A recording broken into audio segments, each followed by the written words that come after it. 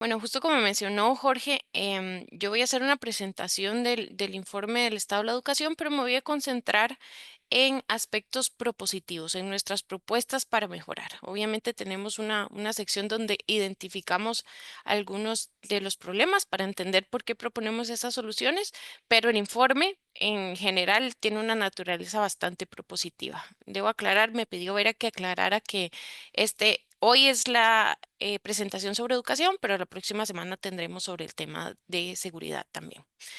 Entonces, el informe Estado de la Educación, desde sus inicios ha venido monitoreando el estado de la educación justamente, y desde los últimos informes ha venido señalando una crisis que se ha venido gestando en el sistema educativo, producto de rezagos históricos que no hemos logrado resolver, el apagón educativo que se agravó con la pandemia y un conjunto de rezagos históricos que se conjugaron para hacer la crisis.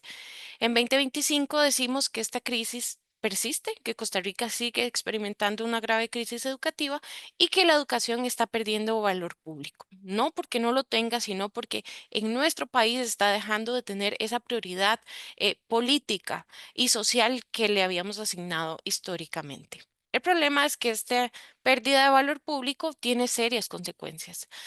Por ejemplo, afecta al desarrollo humano del país y las posibilidades de desarrollo económico, frustra sueños e ilusiones de las personas a nivel individual, pero además profundiza inequidades y rompe la cohesión social en el tejido. Y esto termina debilitando también nuestro sistema social de organización y democracia. Ante esta situación que es bastante grave, hay distintas reacciones y podemos tener distintas reacciones y la reacción es muy importante. Una primera reacción podría ser querer tapar el sol con un dedo. Esto es ignorar la realidad que tenemos para evitar los costos de enfrentarla y es como centrarnos en un espejismo de normalidad. Un ejemplo de esto es dar más inversión a la educación sin hacer cambios en su gobernanza, en la evaluación y en la docencia, que son los elementos que le dan la calidad. Otra posible reacción ante esta crisis es la temeridad, es decir, arriesgar de manera imprudente las ventajas históricas con la excusa de que de por sí todo está tan mal que nada sirve, entonces dejemos de invertir, ¿verdad? Y el riesgo acá es hacer el borrón y cuenta nueva, cambiar y destruir sin evaluar destruir sin evaluar las políticas y evaluar sin evaluar su conveniencia y debilitar las fortalezas del sistema.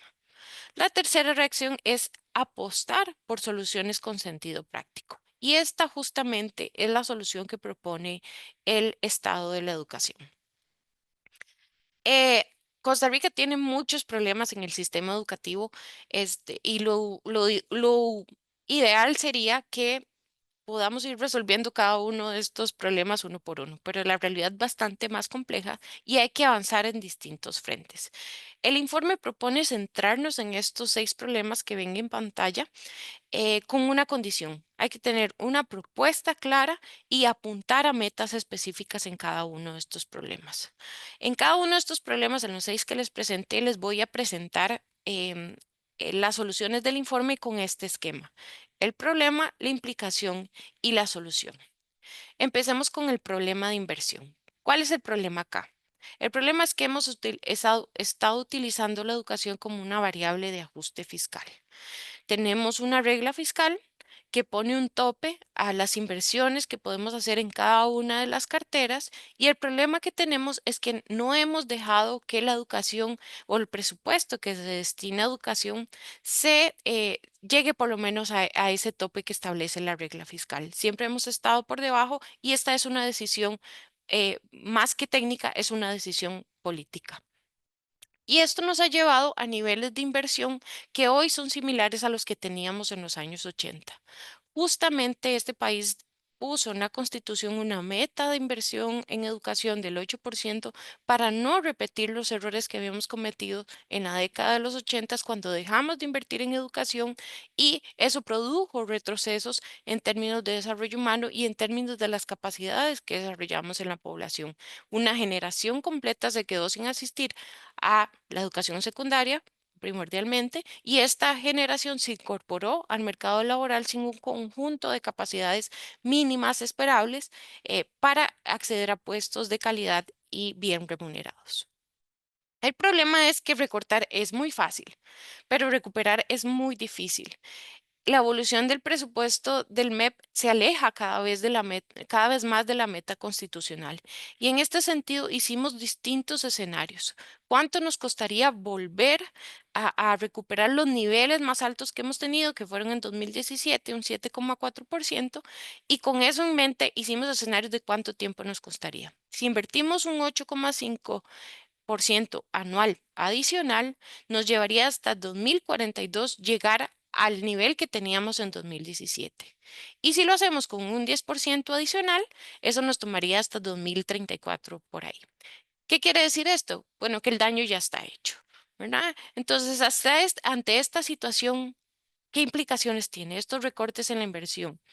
Bueno, terminamos afectando a las y los estudiantes. Estos cambios en educación no operan en el vacío, terminan afectando a las personas estudiantes. Y las que más afectamos justamente son a las poblaciones más vulnerables. Vemos que los, la plata que se dedica a las transferencias y becas se ha reducido de manera importante en el periodo 2018 a 2023 y esto afecta justamente a las personas que están en situación de pobreza.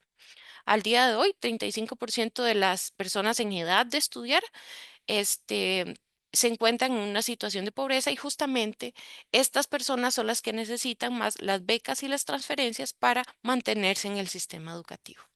Pero además, estos recortes en inversión dificultan el mantenimiento y la sostenibilidad de los centros educativos. Este mapa muestra los centros educativos que tienen alguna dificultad para operar, ya sea por daños leves o daños graves que ya impide al centro educativo operar dentro del centro educativo y justamente están operando en salones comunales o salones que les prestan en la iglesia. ¿Verdad? El problema de esta situación en que tenemos esta acumulación de daños a la infraestructura es que ni siquiera tampoco podemos dar mantenimiento a los planteles que hoy se encuentran en buen estado y que necesitan justamente este tipo de mantenimiento para mantenerse bien. Además, otra consecuencia directa de estos recortes en inversión es el estancamiento en los salarios docentes, que dificulta la situación de las personas que ya están contratadas en el MEP, pero que además hace poco atractivo la situación o la profesión magisterial e impide que buenos profesionales se incorporen a esta carrera. ¿Cuál es la salida que propone el informe? Bueno, el informe lo que propone es aumentar la inversión. Es cierto que necesitamos invertir más en educación, pero centradas en metas precisas, costeadas y supervisadas. Lo primero que hay que decidir es en cuánto vamos a hacer esta recuperación. ¿Va a ser en 17 años o va a ser en 10 años? Y una vez que decidamos en qué periodo vamos a hacer eso, necesitamos comprometernos con esa recuperación. Pero además, esta recuperación tiene que estar centrada en metas específicas y el informe hizo un ejercicio de cómo reactivar esta inversión y lo que propone es ir construyendo, ir avanzando hacia un sistema de calidad centrado en estos cuatro pilares que ustedes ven: cobertura, aprendizajes de calidad, docentes idóneos y ambientes de aprendizaje. Con eso en mente, construimos varios objetivos en cada una de estas áreas y costeamos cuánto nos costaría cumplir con todos estos. Lo que encontramos es que habría que invertir por año entre un 0,11 y un 0,34% adicional de aquí al 2040 para cumplir con todas esas metas que costeamos. Este ejercicio no es exhaustivo, hicimos unas metas específicas en cada uno de estos ejes, pero es un ejemplo de lo que se puede hacer y además un ejemplo de que la inversión es posible, ¿verdad? Que no son grandes aumentos anuales lo que necesitamos, sino aumentos graduales para ir logrando estas metas, eso sí, con mucha precisión. El segundo problema que les voy a presentar tiene que ver con los aprendizajes. Como les decía, todos estos cambios o regresiones en educación no operan en el aire y terminan afectando a las personas estudiantes, específicamente en los aprendizajes, en las habilidades que desarrollan. ¿Qué encontramos en el problema de aprendizajes o la pobreza de aprendizajes que tenemos en el sistema educativo? Bueno, que no hay una mediación docente adecuada para desarrollar habilidades fundamentales. Por ejemplo, consultamos con docentes de primaria cuáles son las estrategias que utilizan para desarrollar la fluidez lectora, que es esencial para desarrollar niveles más complejos de comprensión lectora, y lo que encontramos es que la mayoría se centra en lectura silenciosa, que no son las mejores estrategias para desarrollar estas habilidades, y muy pocos, entre un 11 y un 1%, utilizan estas didácticas específicas comprobadas por la ciencia que sí desarrollan la fluidez, como la lectura en voz alta y la velocidad de la lectura. Algo similar pasa en matemática. Esta vez lo que hicimos fue un ejercicio de preguntarles a los y las docentes que dan matemática en primaria por un ejercicio específico de estadística y probabilidad.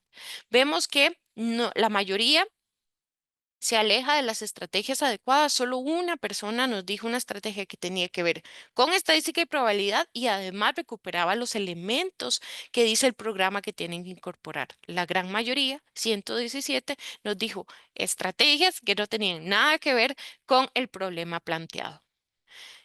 ¿Cuál es la implicación de esto? Con una mediación docente poco adecuada y no centradas en las didácticas específicas, la primera implicación es como muy obvia, ¿verdad? Tenemos una reforma curricular que no se está aplicando en los salones de clase y que por lo tanto no está cambiando la manera en que damos las lecciones. De hecho, las lecciones prácticamente son las mismas desde hace muchas décadas, a pesar de que hubo un cambio curricular.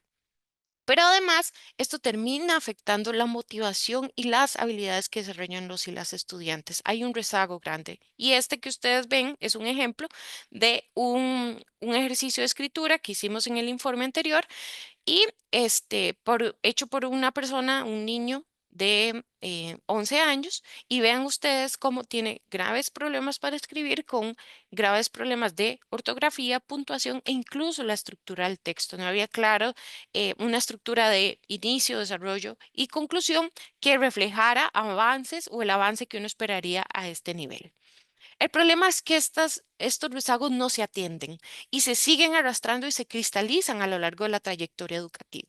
Y hoy lo que tenemos es que nuestros y nuestras estudiantes de 15 años tienen niveles de lectura que corresponden a tercer grado. ¿Cuál es la salida? El informe lo que dice es que hay que mejorar sí o sí los procesos, la calidad de los procesos de aula. Y un ejemplo de esto es ver la lectura como lo que es, un proceso que va desde las habilidades más básicas, como conocer el alfabeto, hasta las habilidades más complejas de comprensión. Lo que hay que tener claro es que no podemos llegar a las habilidades más complejas sin pasar por las primeras. Además, proponemos recuperar ejercicios que antes se utilizaban como la escritura en el aula y la escritura creativa, expresiva, como una herramienta para pensar, como un medio para expresar emociones y además vinculada al proceso de lectura. Otra salida que es fundamental es trabajar con el cuerpo docente, que sean docentes realmente capacitados, con las herramientas y los recursos adecuados para dar las lecciones. En este sentido, el informe lo que dice es que hay que apuntarle a la formación y la capacitación docente muy específica y muy focalizada.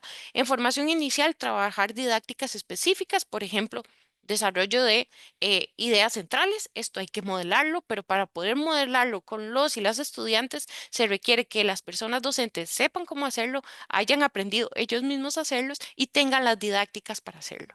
Después, capacitación en uso de tecnologías y inteligencia artificial y lo que es entrar el acompañamiento docente. No se vale dejar a los y las docentes solos. Hay que acompañarles durante todo este proceso.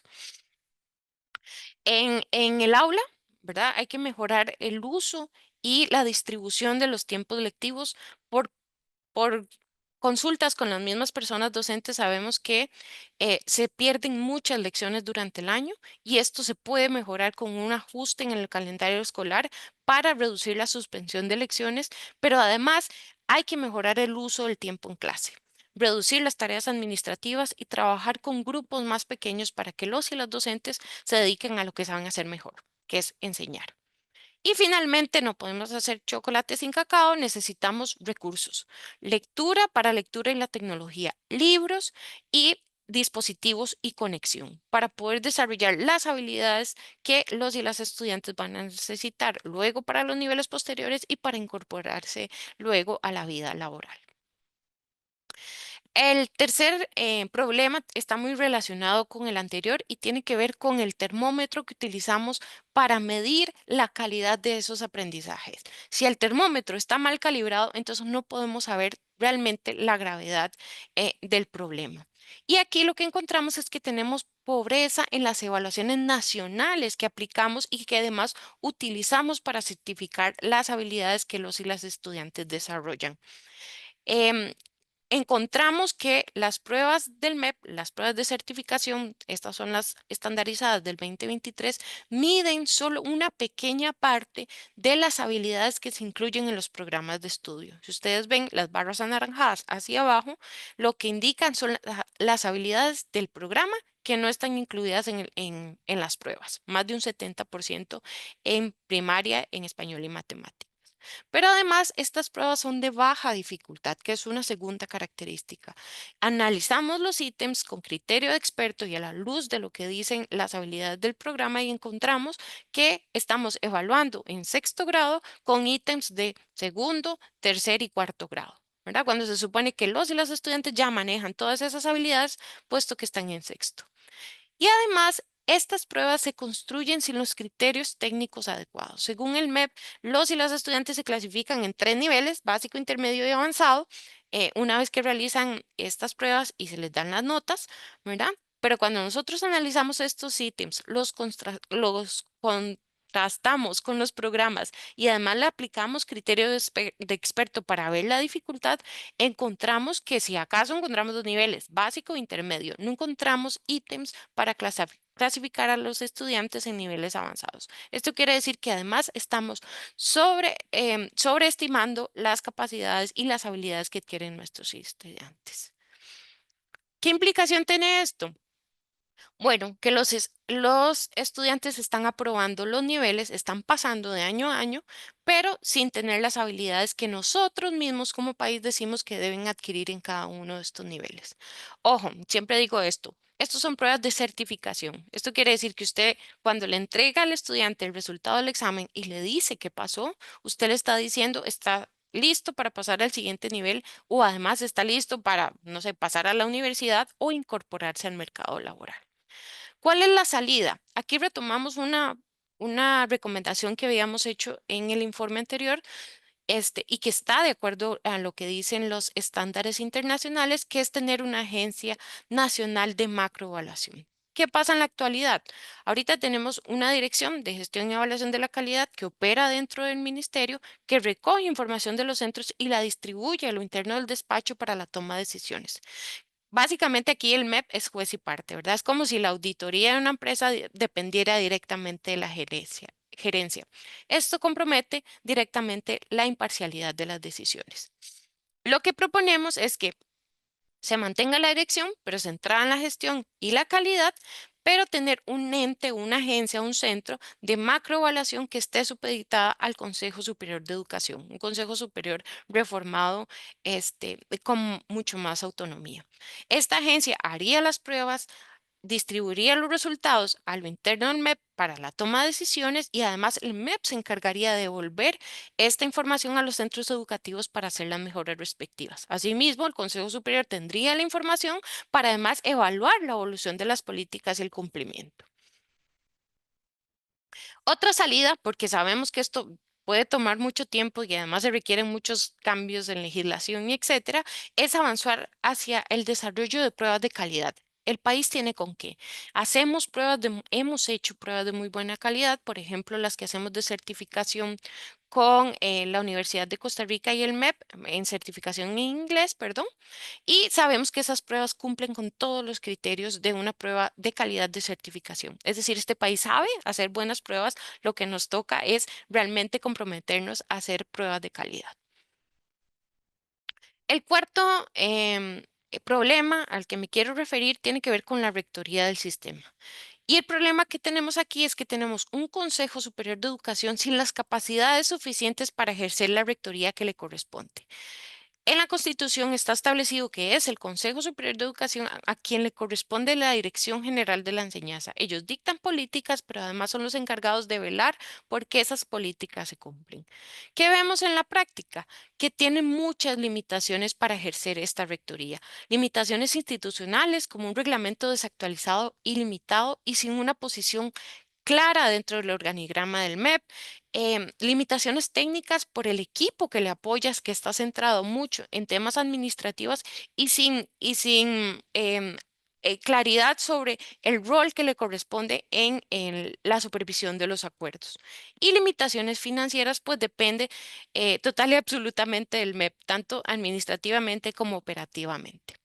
¿Cuál es la implicación de esto? Bueno, que tenemos un Consejo Superior de Educación sin el músculo político para ejercer esa rectoría y que lleva a cabo sus labores sin mecanismos de evaluación enfocada en aspectos administrativos y operativos y sin independencia para la consulta técnica para poder tomar las decisiones y exigir el cumplimiento de la política.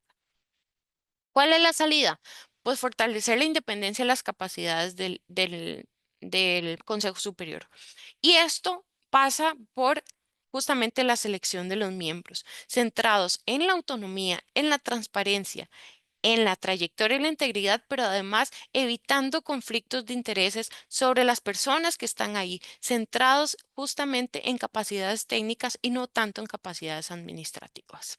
Y además, fortalecer o robustecer las capacidades de este consejo mediante un modelo que desarrolle distintos aspectos de esa autonomía y que le ayude a producir este músculo político. Otro aspecto en que tenemos un nudo importante tiene que ver con la gestión, pero esta vez a nivel local, no a nivel macro. ¿Cuál es el problema? Que tenemos centros educativos operando totalmente sin apoyo y sin articulación. ¿Qué es una red educativa? Uno esperaría que al ir a las comunidades y analizar los centros educativos estén conectados como esta red que ustedes ven aquí, que haya conexiones con instancias del MEP, que son los puntitos azules, y con instancias o fuerzas vivas de la comunidad, asociaciones, municipalidades, iglesias, ¿verdad? Pero en la práctica, o lo que uno no quisiera ver, es que hayan centros educativos que funcionan así, rodeados de pocos entes, pero además desconectados entre sí. Fuimos a investigar a 23 distritos de alta vulnerabilidad, esto es, que tienen altos niveles de pobreza y además crecientes niveles de violencia.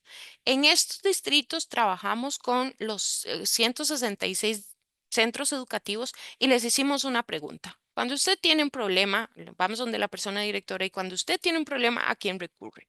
Y con eso construimos las redes. ¿Qué encontramos?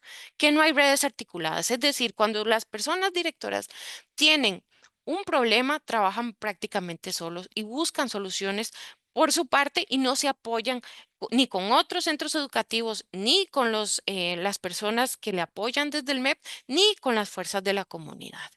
¿Verdad? Y esto tiene implicaciones, centros educativos que están funcionando de manera aislada y con pocas capacidades para integrarse.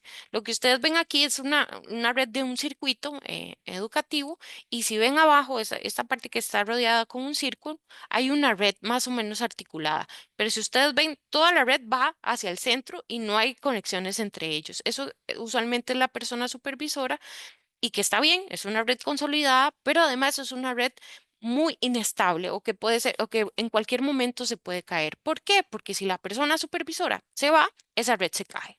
Además, lo que vemos es que aún así, en lugares donde existen estas redes, hay centros educativos que no se conectan con nadie, que incluso donde hay una fuerte presencia de las asesorías o las supervisiones del MEP, hay centros educativos que ni siquiera recurren a estas instancias para apoyarse. Y lo que vemos también es esto. Esta es la red de todos los centros educativos que analizamos y lo que ustedes ven es que hay pocos puntitos verdes. Son estas instancias de la comunidad que pueden apoyar a los centros, pero que si ustedes ven están poco presentes. El centro educativo sigue operando solo. De nuevo, les repito, esto lo hicimos en centros, en espacios distritos de alta vulnerabilidad, ¿verdad? Donde además, aquí es necesario trabajar en conjunto para prevenir temas de seguridad, y vulnerabilidad social. ¿Cuál es la salida? Pues hay que acompañar mejor a los centros educativos y hay que ser muy claros en esto. Hay que definir las estructuras, los recursos y los apoyos que las personas directoras requieren. Esto tiene que ser explícito. No se puede dejar a la libre y no se puede dejar a la voluntad de las personas. Hay que construir las redes con marcos legales y recursos técnicos específicos.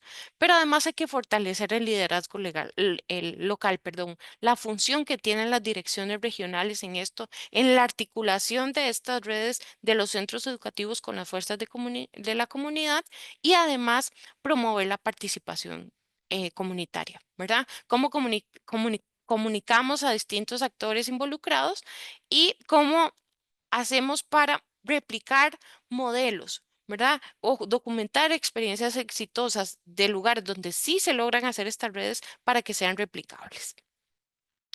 El último problema tiene que ver con el tema universitario, ¿verdad? ¿Cuál es el problema aquí? Que tenemos un bajo logro en educación. ¿Qué es bajo logro universitario? La proporción de personas de 25 y 34 años que tienen algún grado de educación universitaria, es decir, que pasaron por las aulas universitarias. ¿Qué es lo que vemos en Costa Rica? Que lo que ustedes ven aquí en la línea naranja es que Costa Rica tiene además un bajo logro educativo que no crece mucho más desde 2010. Pero además, Costa Rica, a pesar de que como va creciendo poco, se va quedando atrás respecto a otros países. Por ejemplo, el promedio de los países de la OCDE, que es la línea azul que ustedes ven. Si ustedes ven, en 1998 la distancia entre las dos líneas era chiquita y se ha ido aumentando con el tiempo. Pero además las proyecciones dicen que si Costa Rica no hace nada, esa brecha, lejos de reducirse, se va a ir ensanchando, porque tenemos muy pocas personas con ese nivel universitario. Algunas de las razones de esto tiene que ver con la titulación, ¿verdad? La titulación en las universidades públicas ha crecido de manera muy modesta, pero ahí va, creciendo poquito a poco, pero en las universidades privadas, donde hace unos años crecía de manera exponencial, en los últimos años prácticamente se ha estancado. Otra de las razones de este bajo logro universitario tiene que ver con la cantidad de diplomas que otorgamos por personas. Es cierto que entregamos pocos diplomas, pero además los diplomas que entregamos usualmente los entregamos a las mismas personas. De 50.000 diplomas que teníamos en 2023, solo se graduaron 27.000 nuevos profesionales. Es decir, que las personas están sacando dos o más títulos y concentrados especialmente en áreas de educación o administración o derecho, perdón. ¿Qué implicaciones tiene esto? Pues bueno, que las personas en puestos de alta calificación casi no crecen. Vean que en los últimos años, los últimos 20 años, solo aumentamos 2.3 puntos porcentuales en las personas en puestos de alta calificación, profesionales, academias, científicos, ¿verdad? Y de alguna manera estamos renunciando como país a que estas personas tengan mejores condiciones de vida. Vean la comparación de un ejemplo de cuánto gana por hora una persona con baja calificación, ¿verdad? Que apenas terminó la escuela o mucho menos que eso, y en comparación con una persona de alta calificación que gana por hora hasta 6.000 colones, 3 veces más de lo que gana una persona de baja calificación. Entonces, con menos estudiantes universitarios o personas con grados universitarios, estamos renunciando a que esas personas tengan una mejor calidad de vida. ¿Qué proponemos aquí? Hay medidas de corto y largo plazo. Lo primero es establecer una meta, que es un poco ambiciosa, pero que se consultó debidamente con personas expertas e incluso expresidentes de la República. Y lo que decimos es que la meta debería ser llegar a 50% de los jóvenes con educación universitaria y para esto requerimos aprovechar mejor el bono demográfico. Les dije que la mayoría de estudiantes van pasando y que hoy el 70% de las personas completa la secundaria, pero solo el 35% ingresa a la universidad. Pero además desde las universidades hay que hacer más. Por ejemplo, hay medidas de corto plazo como mejorar las estrategias de reprobación, aprovechar los cupos existentes y ofrecer diplomados, carreras o opciones mucho más cortas para que las personas puedan integrarse. No todas las personas pueden esperar 7 años para graduarse de la universidad. Cambiar la oferta académica, currículos más flexibles, articulados, y además resolver los rezagos en secundaria. Las universidades tienen que implicarse en este tema porque así no se va a resolver, ¿verdad? Entonces, una de las cosas que se propone es tener una etapa introductoria al ingresar a la universidad. Entonces, ante esta situación y estos problemas que les presenté, con sus debidas soluciones, el informe lo que dice es que hay que actuar ya. Y esta frase de Arquímedes que dice, dame un punto de apoyo y con una palanca mover el mundo. ¿Cuál es nuestro punto de apoyo? Las fortalezas que tiene este país. Por ejemplo, este mapa maravilloso, ¿verdad? Que muestra que este país tiene centros educativos en todo el país, pero además en las zonas de de menor desarrollo, ¿verdad? Como las zonas rojas y amarillas que ustedes ven en el mapa. Ese país tiene centros educativos en todo lado porque este país tomó la decisión de llevar el centro educativo a la gente y no viceversa, ¿verdad? Esto es un logro histórico y además envidiable por otros países. Además, tenemos docentes con alta titulación. En este país, nuestros docentes, todos se gradúan, prácticamente todos tienen un título universitario y algunos hasta con grado de maestría y doctorado. Otra, otra ventaja, otra fortaleza que es nuestro punto de apoyo son las altas coberturas que tenemos ahora. Este país ya hizo más difícil, que las personas están matriculadas y están asistiendo al sistema educativo. Ahora nos toca asegurarnos que la educación que reciben sea de calidad. Además, reformamos ya todos los programas de estudio, no nos tenemos que preocupar por eso. Todos los programas de estudio son nuevos, cambiaron el enfoque de habilidades o de competencias y siguen los estándares, los mejores estándares internacionales. Tenemos opciones públicas de muy alta calidad, ¿verdad? Que además cuando los comparamos con las opciones privadas salen incluso muchísimo mejor. Y tenemos opciones para poblaciones rezagadas, como es el Bachillerato para la Empleabilidad y el Emprendimiento, que se hizo en una alianza con la UNED y el MEP. Además, hemos logrado aumentar la población de los quintiles más pobres, de los hogares más pobres que asiste a la educación universitaria. Esto es muy importante para mejorar el tema que les mencioné del logro educativo. Y las universidades están en todo el país. Hay presencia en todo el país, ya sea con sedes universitarias, las universidades públicas, y con proyectos de acción social, incluso en las zonas costeras y con mayor vulnerabilidad social y económica. Otra gran ventaja o punto de apoyo, los, los acuerdos en educación que tiene este país que dicen, primero, la educación que queremos, la calidad con que la medimos y además los mecanismos legales para llegar a esto. Entonces, esas fortalezas históricas son el punto de apoyo que necesitamos y la palanca es la voluntad y la estrategia política. Pero esa, esas palancas o esas fortalezas se pueden aprovechar o desperdiciar y eso depende de nosotros, ¿verdad? Y esto nos lleva a la portada del informe actual, que lo que señala justamente una hoja que ha sido triturada, que pasó por un triturador, pero que es hora de empezar a reconstruir. Cada una de estas partecitas de las hojas representa esos desafíos que necesitamos avanzar y las cintas son los mecanismos y las soluciones que debemos plantear. Pusimos esta cinta de fontanería en la parte de arriba de la hoja para señalar la urgencia de las reformas y para entender que esta reconstrucción requiere del esfuerzo de todas y todas y que requerimos actuar ya. Voy a dejarlo por acá para no pasarme del tiempo y abriríamos el espacio para consultas.